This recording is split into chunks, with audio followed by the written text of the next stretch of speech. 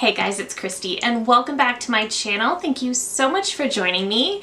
Today we have a very exciting review because we're going to be playing with the new NATASHA DENONA YUCCA palette. So before we get into it, I hope you'll consider subscribing to my channel before you leave. Give this video a thumbs up if you enjoy, and let's get into it. I feel like I have not been this excited for an eyeshadow palette in a bit. I mean, in fairness, I haven't reviewed a ton of palettes recently and they are my favorite, but I'm so excited for this one. So this is the new YUCCA palette. I have heard it pronounced YUCCA. I've also pronounced YUCCA.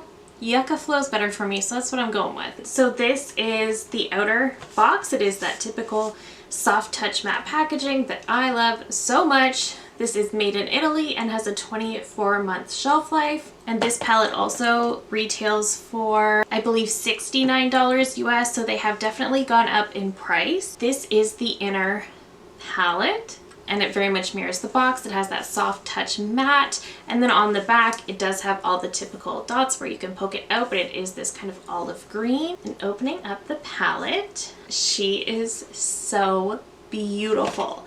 I am so excited for this palette. So this palette is supposed to be based around the whole yucca palette, or the yucca plant, so it's supposed to be a little bit tropical. I'm definitely seeing a certain vibe here, but let's take a look at some swatches. Let's go through these shades. So here they are, all swatched on my arm. This first shade here is Plantasia, and it is definitely like a duochrome. It's got like a bronzy gold, almost rosy shift. Super beautiful, definitely one of my favorites, and this is her sparkling foiled formula, so it is going to be incredibly sparkly. Next we have Calathea, which is a matte kind of forest green, and this is a cream to powder formula. Then we have Komarebi, which is another sparkling foil, also super beautiful. I think it might be a duochrome as well. It's got gold to green, really pretty. Then we have Acacia,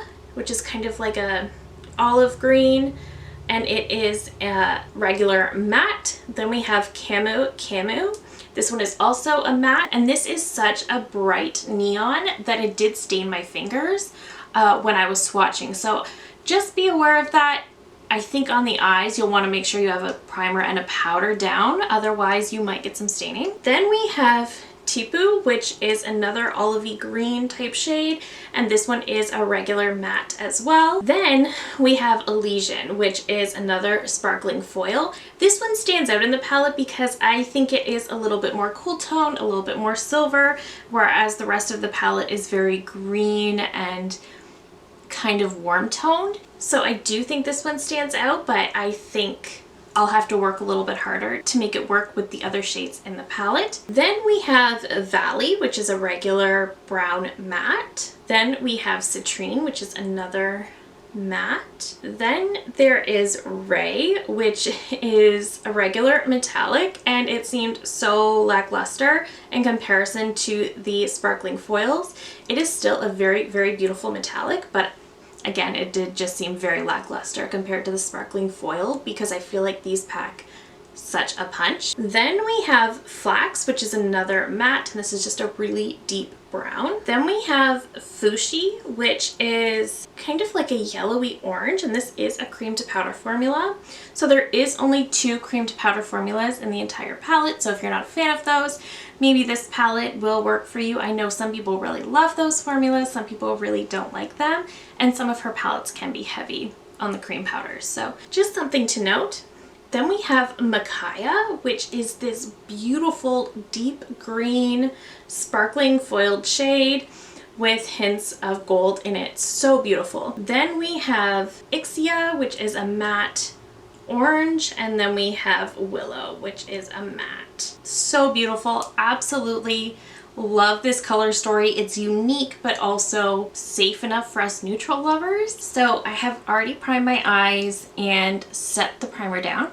I think what I'm going to do today is I'm going to do 2 looks. I'm going to do a different look on each eye, then we're going to look at some comparisons, and then later on in the week I will have a multiple looks one palette video coming because I do love to do these with the NATASHA palettes. Let's hop right in to the first look. And I think for these, I'm really going to try to play with these greens. So I'm going to start with Tipu.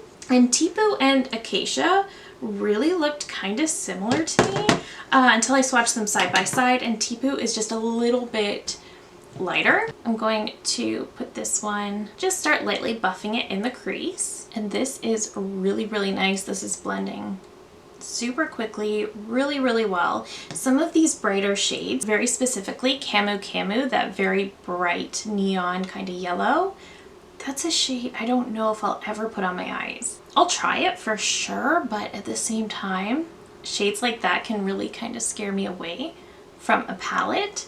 I'm just going to dip into Acacia, and this palette is going to be such a great palette for both for the summer. I can see myself reaching for this a ton in the fall. I feel like I'm trying to work really, really quickly because it's been a super, super hot week and we're under a thunderstorm warning for this evening. And I stepped outside to take some photos of the palette and I could feel the storm coming. And you know when you can also just sort of feel it as well? I can definitely feel that. It's starting to get darker out, so I feel like I'm kind of trying to get this done before the storm hits. That looks nice. Okay, I'm happy with that. I think I'm going to take a different brush. I was just using the BK Beauty 202. This is my favorite blending brush, but for that outer corner detail, I want to go in with the Sigma and Brianna Fox 2 brush. I really like this one to carve out that outer V, and I'm going to go in with Calathea. And because this brush is a bit more dense, I really like using it with a cream to powder formula in particular. Okay, so I'm just using this to really carve out that outer corner. These shades are working really well together. These are definitely performing like her shadows typically do. I'm just gonna grab that blending brush again just to mesh that a little bit more. Then I'm gonna take the shade Ray, which is the one metallic in the palette, and I'm gonna pop this one on the center of the lid. And this is the one, ooh, that I said was a little bit lackluster. But it looks really pretty on the eye. And I wanted to use this shade as kind of a base because I need to go in with Komorebi on the inner corner, and I need that to be a major portion of the look. That is, ooh, that is pretty. Really loving the sparkling foiled formula. That's beautiful. Okay, that's beautiful. If I'm wearing a green, this is how I want it to be. Wow, that's beautiful. It's kind of reminding me of the, I think it was called the Citrine shade that was in one of the Pat McGrath holiday palettes. And it's a very similar formula. That is beautiful. I'm just gonna use this brush to bring in a little bit more of that darker shade. I don't know if this is smart, but I'm gonna take a little bit of Plantasia, and I am going to take it on a brush, which is probably not recommended, just for the inner corner to see what happens. I like it. I like it a lot. Okay, let's move on to the next look. I am loving this one so far. As badly as I want to play with Plantasia all over the lid, I might save that for my multiple looks video because I need to use Elysian. I just do.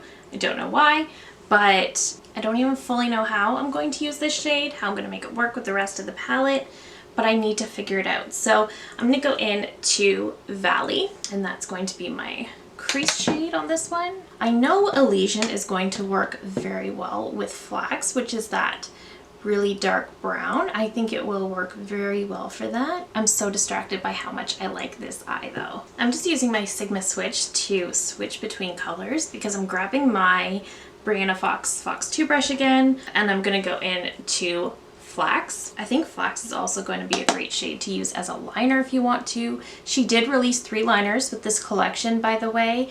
I didn't pick them up. I just knew I'm not a big eyeliner user in general, but when I do, it's brown or black, so I did not pick those up. Okay, it's time. I'm going into Elysian on a finger. It is a sparkling foil, but I feel like it's a little bit chunkier than Komorebi or Plantasia. I'm going to initially put this in the center, and it's really just like this gunmetal shade. It's pretty though. So it is really pretty and really sparkly. Very different vibe from this eye. It's pretty. I'm genuinely not sure how else I would use this shade in the palette, what other shades I would use it with. It's just, I don't really know how this works. But let me pop off camera, I'll pop on some mascara, and I'll be back with my final thoughts and some comparisons. All right, so here are the final looks. Definitely a big fan of the green side. Elysian is a shade that when I look at it, I think it's beautiful. I think it's got the potential to look really beautiful. And I like how it looks now, but I just don't feel like there's enough to build off of in the palette. I feel like if I grabbed one of my cool tone palettes, Elysian is going to be beautiful.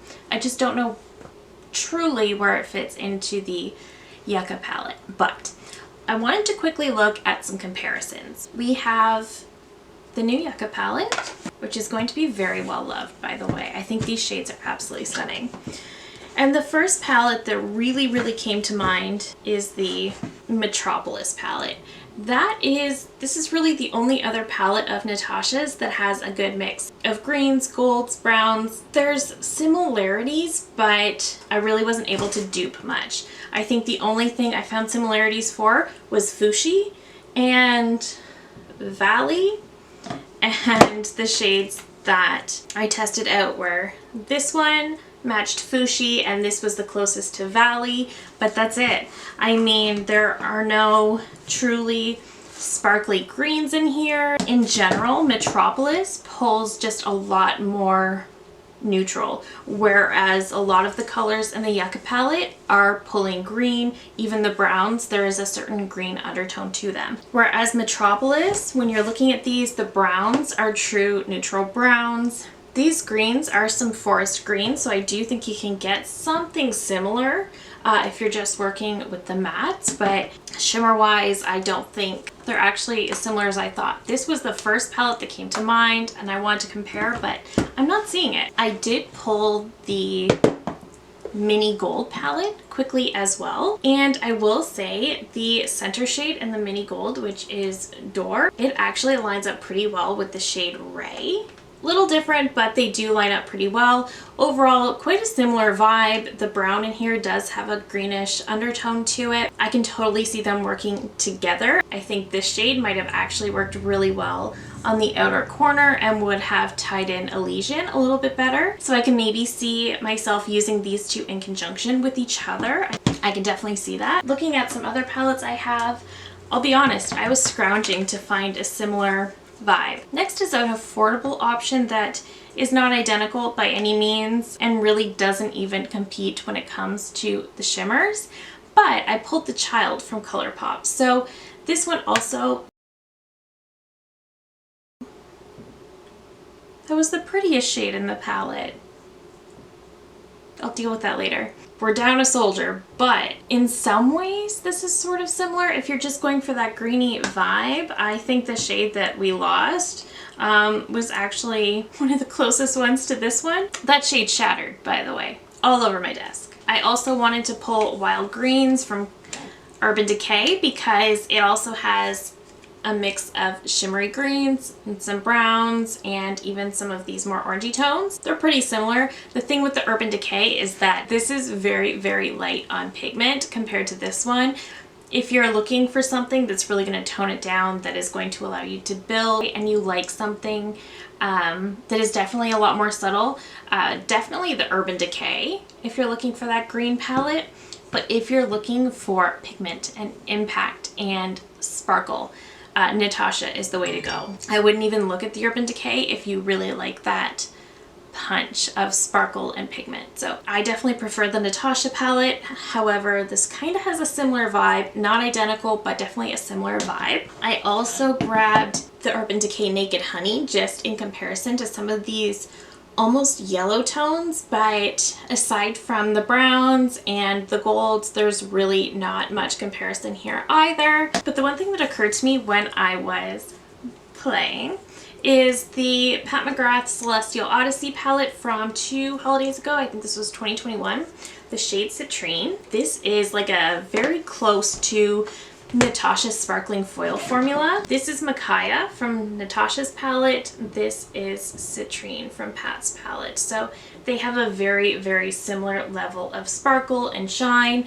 They're a little bit different in shade on the eyes. I don't know how different they really would be, but that shade really reminded me of the one in the Pat palette. And that's kind of it, where I ran out of comparisons. As you noticed, I don't really have a lot of good ones, but I love this color story. I think this color story is stunning. Am I gonna get the most use out of Camu Camu? No. But the rest of these shades are so, so beautiful. In particular, Komarebi, wow. The shade Plantasia, also, wow. I cannot wait to play with Plantasia. And the only reason I didn't is because I felt like, because it does have a slight greenish shift, and so I felt like it would look too much like this eye. So that's why I didn't. I will be playing with it in my multiple looks video. That one is coming very soon. I just need a few days to create some new looks. But overall, this palette is definitely up to Natasha's typical quality. She did not sacrifice quality on this.